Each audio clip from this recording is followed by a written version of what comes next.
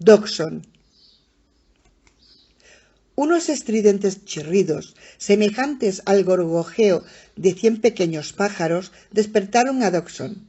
Poco a poco tomó conciencia de que estaba tendido de espaldas en la tierra húmeda e inclinada. Intentó moverse, pero le pesaban los miembros y le dolía todo el cuerpo. Algo le oprimía las piernas, los brazos y el estómago. La presión en el pecho casi le impedía respirar, y sentía un profundo sopor. Su único deseo era volver a dormirse. Cuando estaba a punto de desvanecerse nuevamente, algo tiró de su mano, de sus dedos uno por uno, como para devolverle el conocimiento. Dodgson abrió los ojos. Junto a su mano había un minúsculo dinosaurio. Se inclinaba y le mordía un dedo con sus diminutas mandíbulas.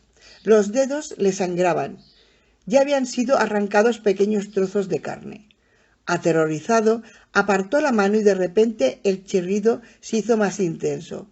Al volverse, vio que estaba rodeado de una multitud de pequeños dinosaurios. Se habían subido a sus piernas y su pecho. De tamaño eran aproximadamente como gallinas, y como gallinas le picoteaban sin cesar el vientre, los muslos y las ingles. Con una fulminante sensación de asco se levantó de un salto, y los lagartos se dispersaron con chirridos de rabia. Se alejaron unos metros y lo contemplaron sin dar señales de miedo. Por el contrario, parecían esperar. Fue entonces cuando los reconoció.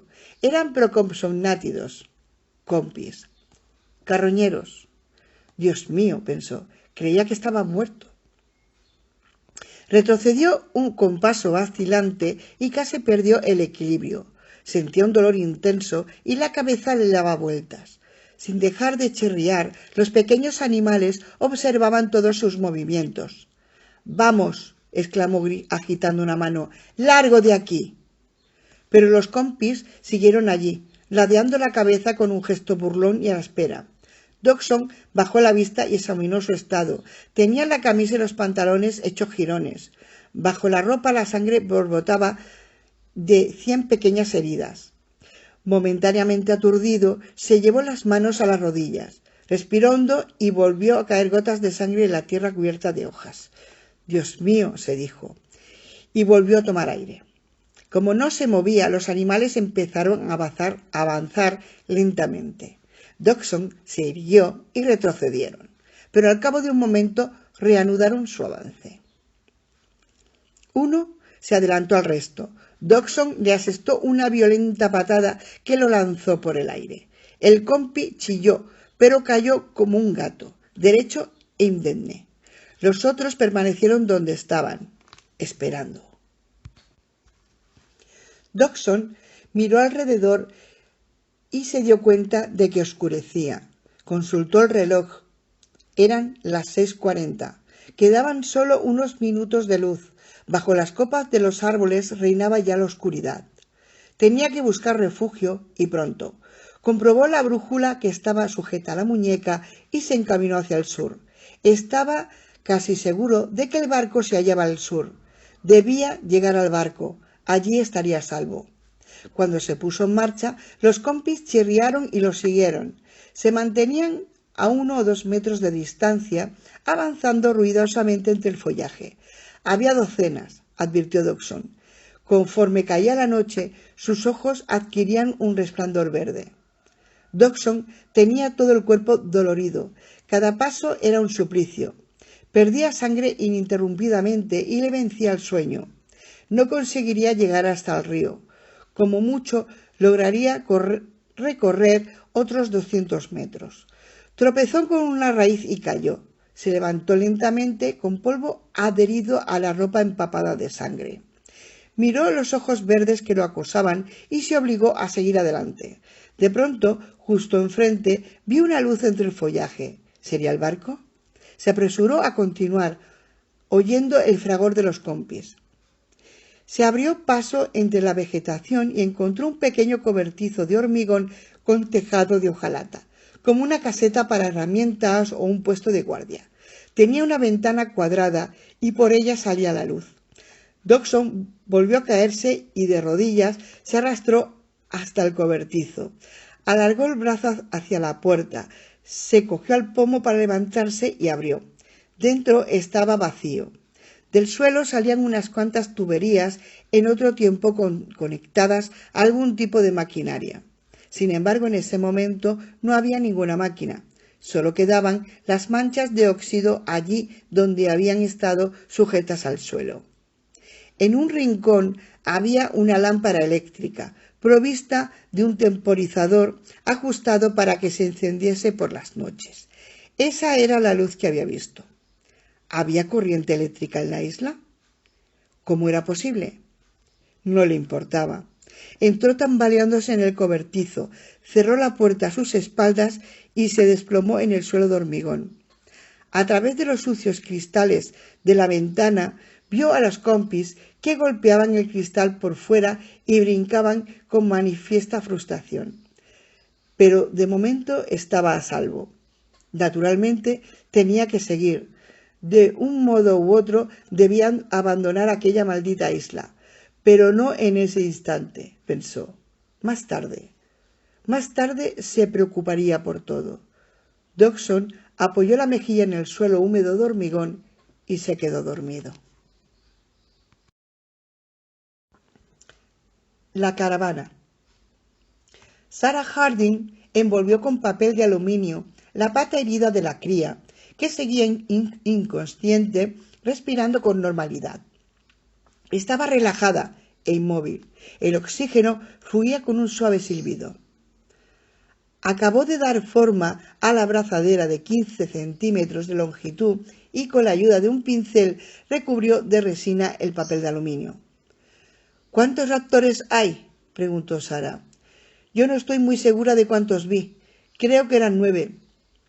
Me parece que son más, rectificó Malcolm. Yo conté 11 o 12. ¿12?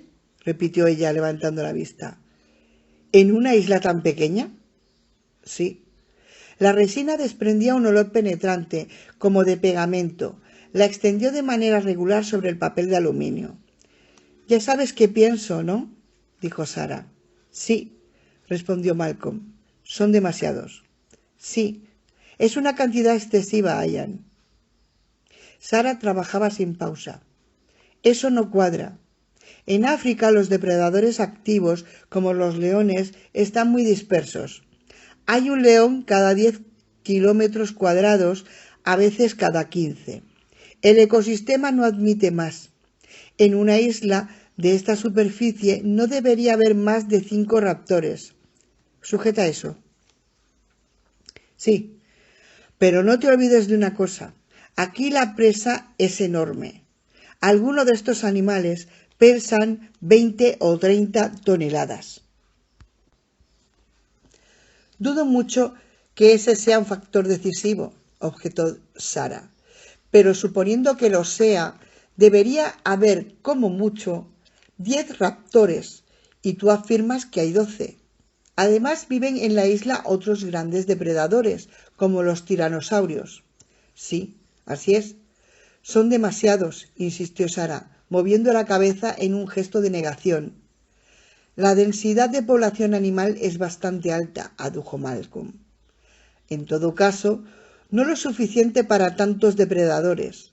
En general, los estudios sobre depredadores, sean los tigres de la India, sean los leones africanos, indican que la proporción debe de ser de un depredador por cada 200 presas como mínimo.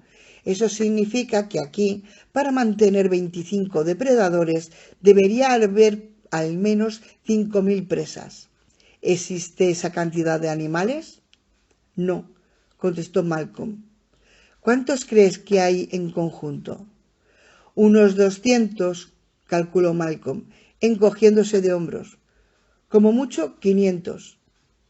Es una proporción muy desequilibrada, Ian. Sujeta esto. Voy a acercar la lámpara. Enfocó la lámpara de calor hacia la cría para endurecer la resina y le ajustó la mascarilla de oxígeno. La isla no admite esa cantidad de depredadores, comentó Sarah, y sin embargo, aquí están. ¿Qué explicación podría haber?, preguntó Malcolm. Debe de existir alguna fuente de alimento que desconocemos. ¿Una fuente artificial, quieres decir? Dudo que la haya. No, corrigió Sara. Las fuentes de alimentación artificiales amansan a los animales. Y estos depredadores no son ni mucho menos dóciles.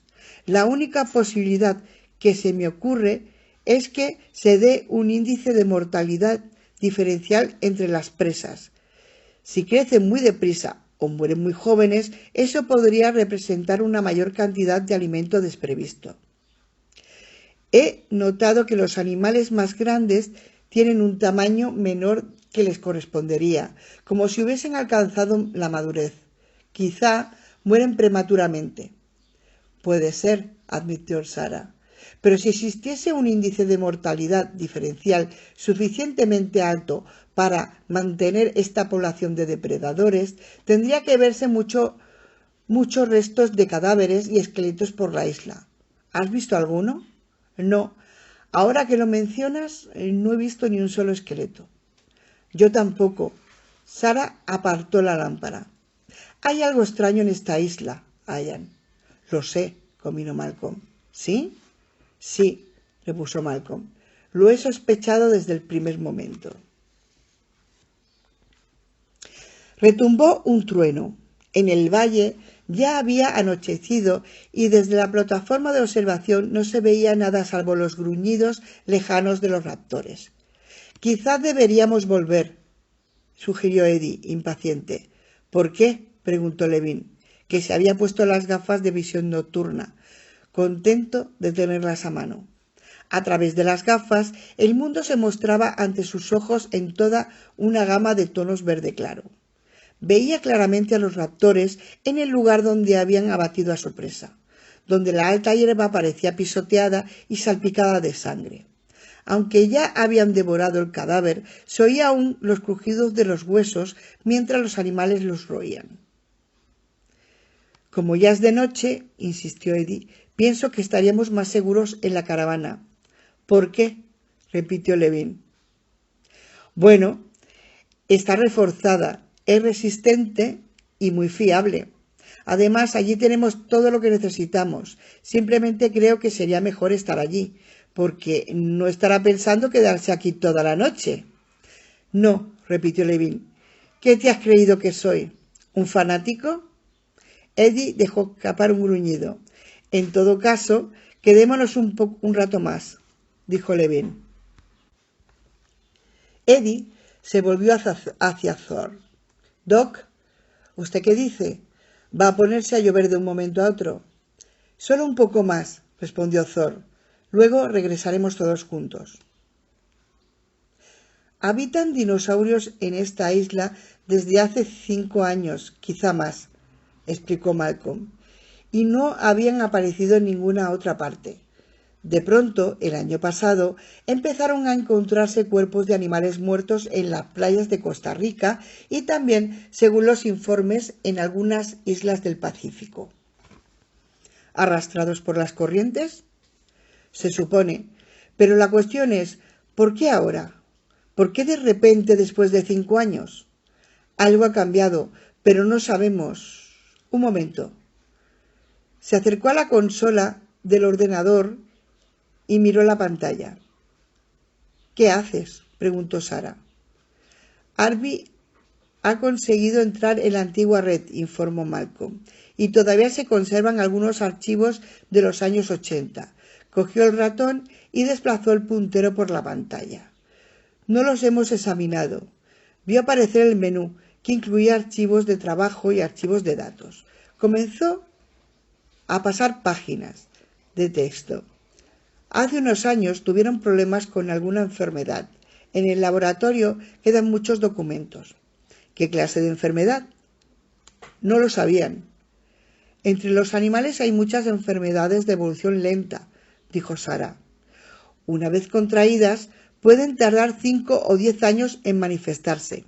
Son provocadas por un virus o priones. Ya sabes, fragmentos proteínicos como el carbunco o la actinomicosis en el ganado. pero en esas enfermedades el agente patógeno es siempre la comida contaminada. ¿Con qué alimentaban a los animales?, inquirió Sara. Porque si yo criase dinosaurios tendría mis dudas. ¿Qué comen? Leche, supongo, pero... Leche, sí, respondió Malcolm, sin apartar la vista de la pantalla. Las primeras 6 semanas, leche de cabra. Esa es la lección lógica, convino Sara. En los zoológicos siempre dan a las crías leche de cabra porque es hipoalergénica. Pero, ¿y después? Un momento, pidió Malcolm. Harding sostenía la pata de la cría con la mano en espera de que la resina se endureciese. Observó la escayola y la olfateó. Despedía aún un olor intenso. Espero que no haya problemas, comentó. A veces, si los padres reciben un olor extraño, no aceptan a las crías, pero quizás se disipe cuando la resina esté seca. ¿Cuánto tiempo ha pasado? Malcolm consultó el reloj. Unos 10 minutos. Estará totalmente seca en otros 10. Me gustaría volver la cría al nido cuanto antes, dijo Sara. Volvió a tronar. Miraron por la ventana y advirtieron que ya era noche cerrada. Probablemente es ya demasiado tarde para llevarla, observó Malcolm, que seguía tecleando y leyendo el texto de la pantalla. Así pues, ¿con qué los alimentaban? En el periodo comprendido entre 1988 y 1989, los herbívoros recibían una sustancia vegetal macerada 3 veces al día y los carnívoros... Se interrumpió. ¿Qué daban a los carnívoros? Parece que un extraño de proteínas animales. ¿De qué animales?, preguntó Sara. Por lo general se utiliza pavo o pollo y se añaden antibióticos. Sara, usaban extracto de cordero. No es posible, exclamó Sara. Sí, aquí consta. Lo recibían de su proveedor, que usaba carne de cordero picada. No puedo creerlo. Me temo que así es, afirmó Malcolm. Veamos ahora si podemos averiguar. De pronto sonó una suave alarma. En el panel de la pared, sobre la pantalla del ordenador, destelló una luz roja. Un instante después se encendieron los focos instalados en el techo de la caravana, bañando el área circundante en un vivo resplandor halógeno. ¿Qué es eso?, preguntó Sara. Los sensores. Algo los ha activado.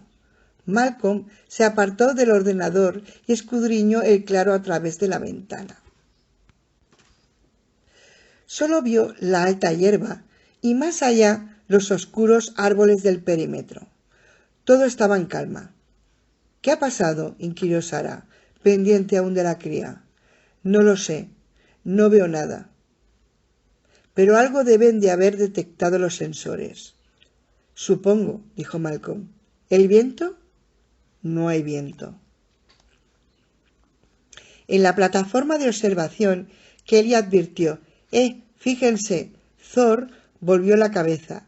Desde su elevada posición en el valle veían la cresta de la montaña que se alzaba tras ellos y las 2 caravanas estacionadas en lo alto.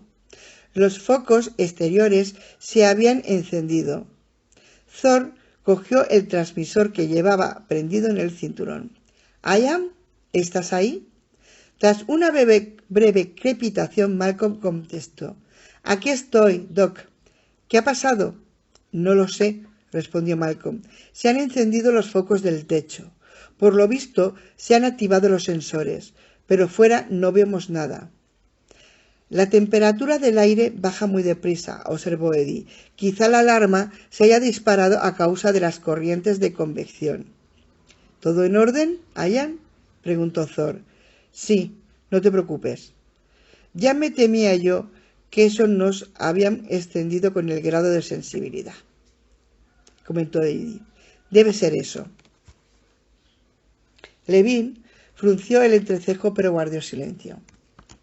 Sara dio por terminada la cura de la cría y la envolvió en una manta, sujetándola a la mesa mediante correas de tela. A continuación se acercó a Malcolm y miró por la ventana. ¿Qué crees que puede haber sido? Según Eddie, el sistema es demasiado sensible, dijo Malcolm con un gesto de duda. ¿Y lo es? No lo sé. No se había probado antes. Malcolm observó la línea de árboles que se delimitaba el claro, atento a cualquier movimiento. Le pareció oír un resoplido, casi un gruñido. Al instante tuvo la impresión de que, en respuesta, llegaba un sonido semejante al otro lado de la caravana. Fue a mirar por la ventana del costado opuesto. Malcolm y Sarah agudizaron la vista intentando detectar algo en la oscuridad. De pronto Malcolm, tenso, contuvo la respiración. Al cabo de un momento, Sarah lanzó un suspiro. No veo nada, anunció. No, yo tampoco, dijo Malcolm. Habrá sido una falsa alarma. Entonces Malcolm sintió la vibración. Un golpe resonante en el suelo. Miró a Sarah, que tenía los ojos muy abiertos. Malcolm sabía qué era aquello. La vibración se repitió, esta vez de manera inconfundible. Sarah se asomó a la ventana. «Ian», susurró, «lo veo». Malcolm se dio la vuelta y se acercó a ella, que señalaba hacia los árboles cercanos. «¿Qué?», preguntó Malcolm. En ese momento vio aparecer la enorme cabeza entre el follaje a la altura de sección central de un árbol. La cabeza giró lentamente de un lado a otro, como si escuchase. Era un Tyrannosaurus Rex adulto. «Mira, Ian, hay dos». A la derecha, un segundo animal surgió entre los árboles. Era de mayor tamaño, la hembra de la pareja. Los animales gruñeron. Un profundo rumor en la noche. Salieron lentamente al claro. Parpadearon ante la intensa luz. ¿Son los padres?, quiso saber Sarah. No lo sé, supongo. Malcolm echó un vistazo a la cría. Seguía inconsciente y respiraba con normalidad. La manta subía y bajaba a un ritmo regular. ¿Qué han venido a hacer aquí?, dijo Sarah. No lo sé. Los animales permanecían inmóviles al borde del claro. Parecían indecisos, expectantes. Quizá buscan a la cría. Sarah, por favor, desdeñó Malcolm. Hablo en serio. Eso es absurdo. ¿Por qué? Deben de haberle seguido el rastro hasta aquí, afirmó Sarah. Los tiranosaurios levantaron la cabeza con el hocico en alto y la movieron a la izquierda, derecha, trazando lentos arcos. Tras repetir varias veces el mismo movimiento, avanzaron un paso hacia la caravana. Sarah, dijo Malcolm, estamos a kilómetros del nido. Es imposible que nos hayan seguido el rastro. ¿Cómo lo sabes? Sarah, tú mismo lo has dicho, recordó Sarah. No sabemos nada de estos animales. Desconocemos, por ejemplo, su fisiología, su bioquímica, su sistema nervioso, su comportamiento. Y tampoco sabemos nada de su dotación sensorial. Sí, pero son depredadores, Ian. Poseen un buen sentido de la vista, un buen sentido del oído y un buen sentido del olfato. Supongo que sí, admitió Malcolm, pero ignoramos qué más poseen. ¿Qué más? Ian, existen otras modalidades sensoriales, afirmó Sarah.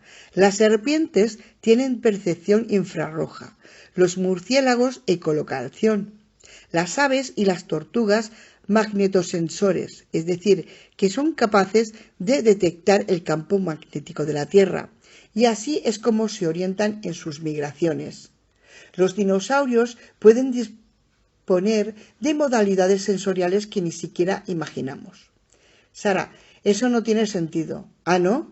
Entonces dime, ¿qué hacen aquí? Fuera, cerca de los árboles, los tiranosaurios permanecían en silencio. Ya no gruñían, pero continuaban trazando lentos arcos con la cabeza. Malcolm arrugó la frente. Parece como si mirasen. ¿Enfrente de los focos? No, Ian. Están cegados. Malcolm comprendió de inmediato que Sarah tenía razón. Sin embargo, movían la cabeza a un ritmo regular. ¿Qué hacen, pues?, preguntó Malcolm. ¿Olfatear? No, descartó Sara. Mantienen la cabeza en alto y no dilatan las aletas nasales. Quizá estén escuchando, aventuró Malcolm. Posiblemente. ¿Pero escuchando qué? Quizá a la cría. Malcolm echó un vistazo a la mesa. Sara, la cría sigue inconsciente. Lo sé. No hacen ningún ruido, aseguró Malcolm. Ningún ruido que nosotros podamos oír. Sara observaba atentamente a los tiranosaurios. Pero están haciendo algo, Ian. Ese comportamiento que vemos tiene algún significado y nosotros simplemente lo desconocemos. Desde la plataforma de observación, Levin oteó el claro con las gafas de visión nocturna y avistó a los dos tiranosaurios en el linde del bosque. Movían la cabeza de un modo extraño y sincronizado. Avanzaron con paso vacilante hacia la caravana. Levantaron la cabeza, la giraron de un lado a otro y finalmente parecieron decidirse. Empezaron a cruzar el claro con paso rápido, casi agresivo. «Pon la radio», oyeron decir a Malcolm. «Son las luces, les atraen las luces». Al cabo de un instante los focos exteriores se apagaron y el claro quedó asumido en la mayor oscuridad. «Era eso», confirmó Malcolm. «¿Qué ves?», preguntó Thor a Levin. «Nada». «¿Qué hacen?». «Se han parado». Con las gafas de visión nocturna, Levin vio que los tiranosaurios se habían detenido, como desconcertados por el cambio de luz.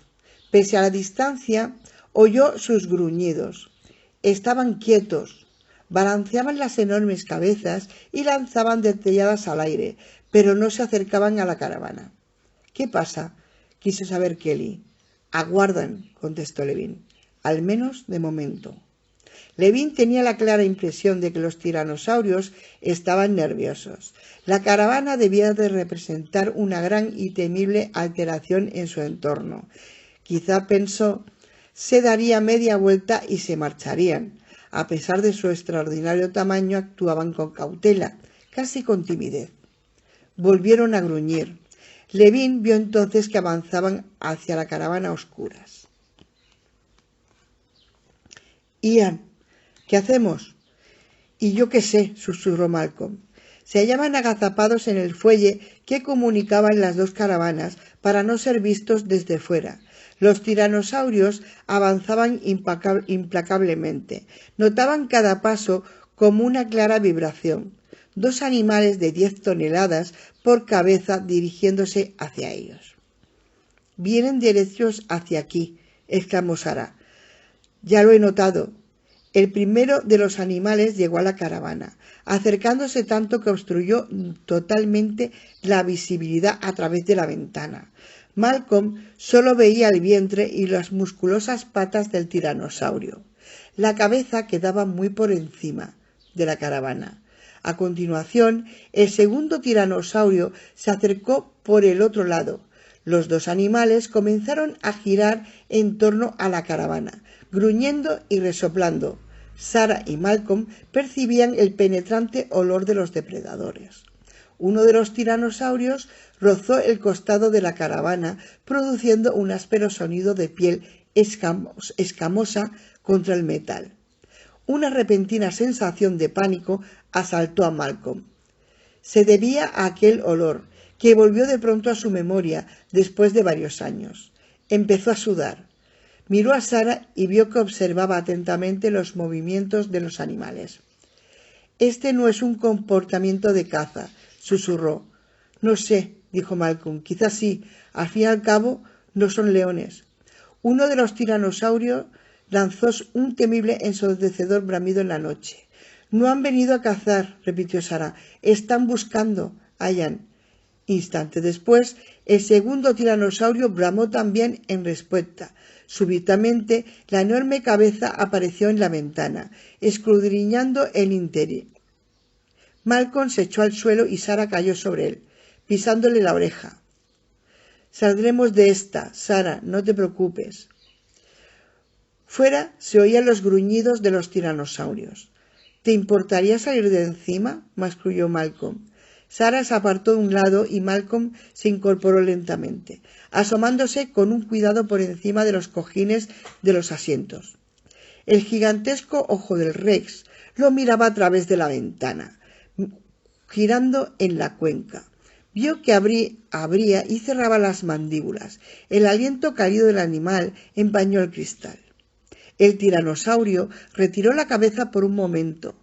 Malcolm respiró aliviado, pero al cabo de un instante la cabeza volvió a acercarse y golpeó con fuerza la caravana, que se balanceó notablemente. No te preocupes, Sara, repitió Malcolm. La caravana es muy resistente. No sabes cuánto me tranquiliza, susurró Sara. En el lado opuesto, el otro Rex bramó también y asestó un tremendo golpe con el hocico. La suspensión chirrió en el impacto.